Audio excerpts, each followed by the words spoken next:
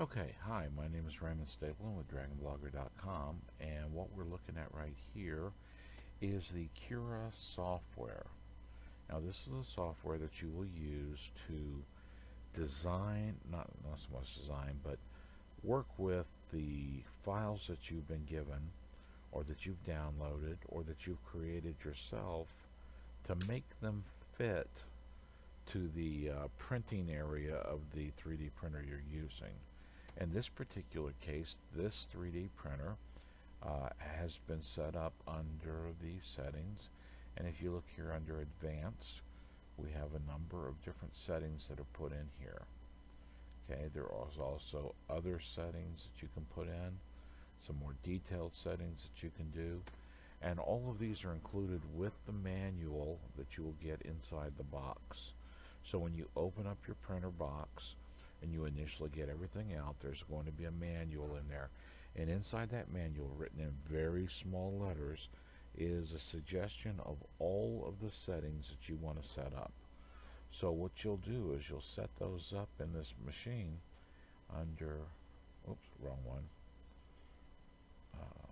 Go back up here under Machine Settings. And you can go in and set various different settings here. There are a number of them there that you can do. Also, like I said, under here, under Basic, there's a number that you can set in here, under Advanced, and that's just about the only places that you can make changes.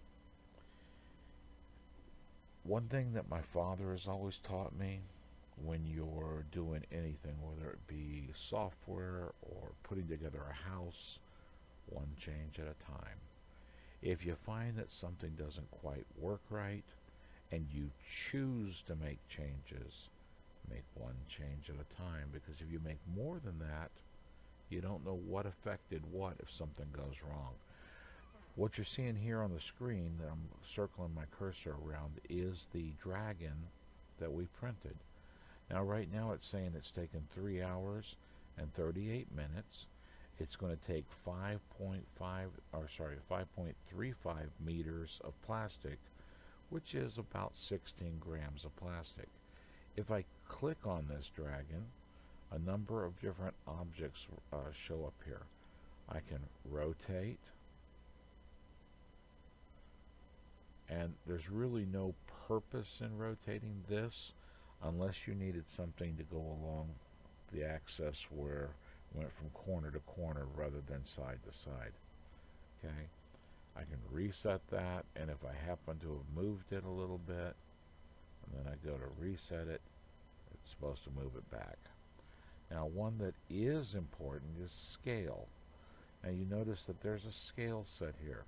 I can go to Max, and it will increase the size of the dragon to take account the max print size that you can make for the size and dimensions of the object you're printing. In this case, the scale is changed by 1.18 on all three axes. We've got X, we've got Y, well actually it's X, Y, and then Z is the up and down axes. We could, if we wanted to, unlock the uniform change there by clicking on this little lock button, and then you can individually enter the information there that you want. So I could make this a little bit larger if I want to. Notice that when I change this to max, it also changed how much time it was going to take, 5 hours and 26 minutes, and it goes up to 25 grams of plastic and 8.25 meters. That is over 15 feet. Let me calculate that up. I'm going to pull up a calculator here. Please give me a moment. Calculator. And if I go with 8.25 meters, which is approximately 3 feet per meter. So we're looking at very approximate. So it's actually more than 15 feet. It's like more like 25 feet of plastic in there. It's a lot of plastic. Now, we have a number of options here. One is that I can share this to a U-Share magazine. I don't care about doing that. Or I can send this to my SD card. Now, I want to have my SD card plugged in order to send it. Now, for this particular printer, it doesn't print the STL files or any other kind of names. What it prints is a G code. So I would go to File, and I can go to Save G code. I cannot really honestly tell you what all is in the G code, but I do know that it incorporates all of the preferences and all the settings that you have for your machine along with the project that you're going to print, so that when it goes in and puts this together, it knows, okay, I'm going to print this, here's the shape of it, but here's also the size, and here's all the machine settings that I've set up as well. Now, when I printed this, as I mentioned before, a lot of artifacts showed up, little threads going off here and there. And so when I did this, I actually went to where it says Enable Retraction. I found a website that told me to limit the number of threads, make a change to something. The retraction rate there, I guess it is. The minimum travel, or the minimum amount of retraction that was done, was 1.5, I believe it is, or 1, no, it was actually 1, I think, by default.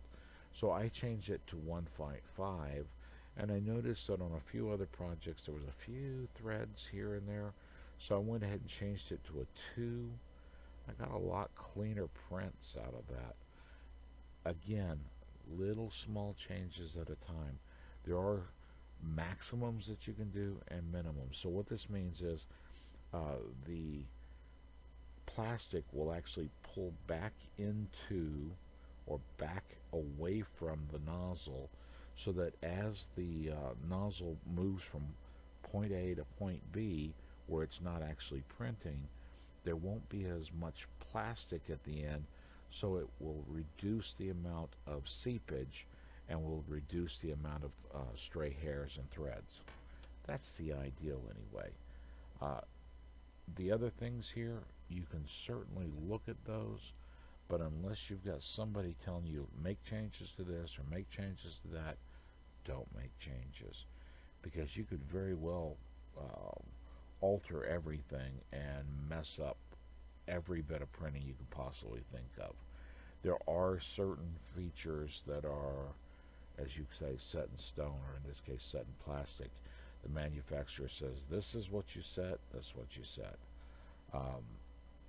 My choice to make changes to that one particular setting was only based upon the fact that I read this in another website where it talked about, if you have this problem, this could be a solution to fixing that problem. So that's why I made that one particular change there. I also questioned this of the Borlee manufacturers in an email, and their response to me was, maybe you need to make some changes to some of the settings. Well, since I don't know exactly what I'm doing with all these changes, I made one change and I was pretty well pleased with the results.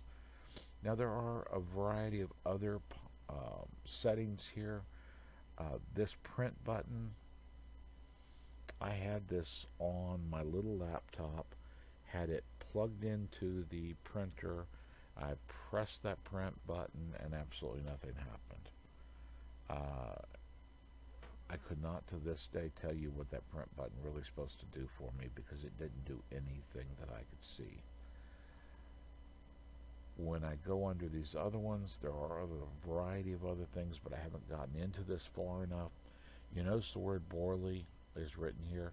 That's only because I made changes to the settings, and I made that as an added machine, so that if I were using, let's say I have a Borlee printer and I have somebody else's printer, I don't know what other names are out there, but let's say I had Bob's printer.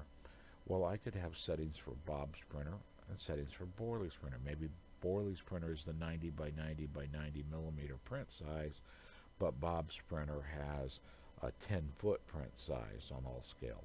Well, I wouldn't want to print things to the smaller size if I've got a larger platform to work with. I don't know that they have a 10-foot size 3D printer, not that I could afford, but certainly is a possibility. And you notice it does say check for updates. There are a lot of updates for this, and some of them, well, actually, this is a very old version of this software. So if you happen to get this on the micro SD card like you're supposed to, or if you happen to download it, do note that this is old software. It's going to ask you to update. The manufacturers, when I asked the question, can I update to the newest version, they said the machine was designed to work with this particular version of the software. So they're not going to guarantee one way or the other if the new version is going to function okay. I have not tried it because I haven't gotten that adventurous yet. I'm staying with what I've got until I figure out how it works best. And once I do that, I'll make a decision on whether I will update to the new one or not. One thing to note here is, when I click this to max, I could also reset it back to what it was. Notice the dragon will go back to a smaller size. Maybe I don't like that size, so maybe I want to have a much smaller dragon. So I go in here to 0.5. When I do 0.5, everything changes to 0.5, and this becomes much smaller. 90 millimeters is approximately 3.4 inches or so. It's not a huge print, but it's not a bad size. I did look at something like a cup for my granddaughter. Since she's a 4-year-old, she likes the sippy cups, but she also likes the ones with the straws. It would be more like a shot glass size for her to drink out of. So it's not going to necessarily be good for making a large beverage container, unless I make it in parts and put it back together. Now, there are other settings you can change. You can run a bed leveling wizard, which from what I understand, this would be something that you would use if you were hooked up to a machine that actually interfaced with this software. Ours does not, so that won't really help. I'm going to minimize this just for a moment and hope that I can find really quick this one.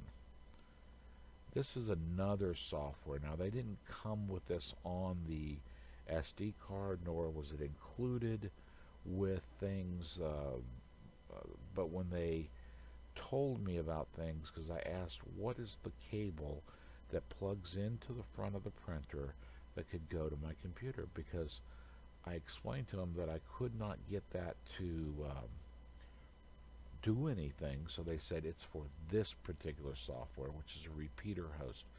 Basically, this does quite a few other things. One, as you notice, and I'm getting to rotate just by clicking and dragging.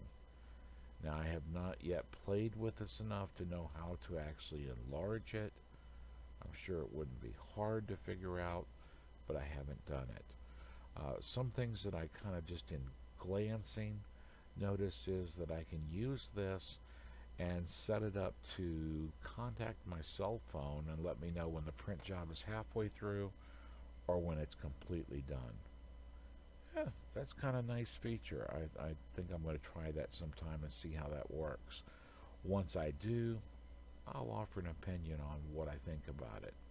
But until then, this is the software I've used the most, and this is the one I'm most comfortable with. What I've come to a conclusion is I can look at my spool and know, hey, I've got about halfway through with plastic. I keep saying wax, I'm sorry. But what would probably be more, sorry about that, what would probably be more beneficial to me would be to keep a log. If I have a 300-gram spool of plastic and I use 25 grams, it might be a good idea to subtract that number from the 300 and keep track of how much I've done. So that way, if I'm getting towards the end, even halfway through and I go to print something and it tells me it's going to take 75 grams of plastic, and I only have 74, I'm going to be lacking, and maybe I need to use a different spool to finish this one off. Some printers, from what I understand, and maybe some software programs, allow you to have color changes as far as the colors of the plastic. I don't think that this one has that because I haven't found anything that says that. Some printers might allow you to pause the print job. I haven't noticed anything that tells me that I can do that with this particular printer. I also haven't asked, but again, I don't see that function being offered on the control panel that's on the printer, so I don't think it's available. But it's possible that I could print things in certain colors and finish up in another color. I just haven't figured out how to do that. I do know that if I'm going to print something, let's say like a Pokeball, where I have the bottom half and the top half, and I'm going to be able to glue them together or snap them together. Well, if I'm doing half of the project because it's broken down into multiple parts, I could print one half in one color, print one half in another color, and go on from there. When you save these G codes, that is what's going to show up on the SD card. When you then go to your actual printer and you plug the SD card into the back of the printer there, and you select on the menu print from SD card, because that's the only option you have, you're going to actually see a list of items that you have on that SD card.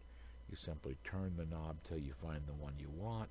Once you found it, you click a button and it's all ready to print exactly that particular item, and you're set, you're done. Can't get much easier than that. Well, it probably could, but I haven't seen how yet. Overall, this software, from what I can see, is pretty easy to use. There's not much to it. The only thing I wish on this particular one was that I could freehand rotate very easily, so I can just get a good idea overall what it looks like without having to go in here and, choose this. Because if I go to one of these others, it's rotating the project in relationship to the bed. Well, if I put it like this, it's off the bed and it's going to try to print up in the air. It's not going to work. So some surface of it, and you notice that it was a wrong color. Okay, it's gray. It's telling me that it's not ready to print because it's not in the right spot. When it's yellow, then it's in the right spot, ready to go. Again, every time you make a change, it recalculates the information there, and that's something that's very, very valuable. You can look at it in different view modes. You can look at it in transparent. I don't know why. You can look at X-ray mode. Again, I don't know why. You can look at it in layers.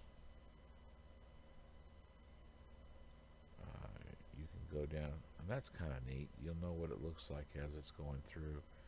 But it doesn't actually print just like that. You notice how it has just the outside edge? But on the inside, for offering support, it's going to have a hatch system. It's going to have lines of plastic going across, and then it's going to have lines of plastic. There you go. It finally propagated to that.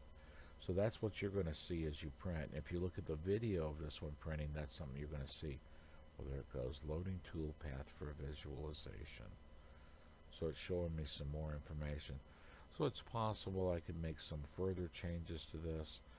Again, I've only done a very cursory overlook of this particular software program, so I haven't done a lot of detailed work. The one thing, though, that I did find was interesting is, it's right here on the tip of the mouth. It looks like it's open, and maybe that it goes in a little bit, like it's hollow. It only goes in about right there, but it does print the opening, which I thought was really nice. Okay, that's all I can think of for this particular program. Just wanted to give you a little quick overview of everything. Again, it's got some great information there. It's got a lot of things that I think you'll find very, very important and fascinating, and you can certainly make a great deal of use out of this. For DragonBlogger.com, this is Raymond Stapleton wishing you a great evening and better tomorrow. Thank you and good night. Disclaimer: this product was provided to the author to do a review. All opinions are 100% authors and authors alone. For more information, visit bit.ly/dbdisclose. To have your product or brand showcased on Dragon Blogger, visit bit.ly/reviewmyproduct. Thank you for watching.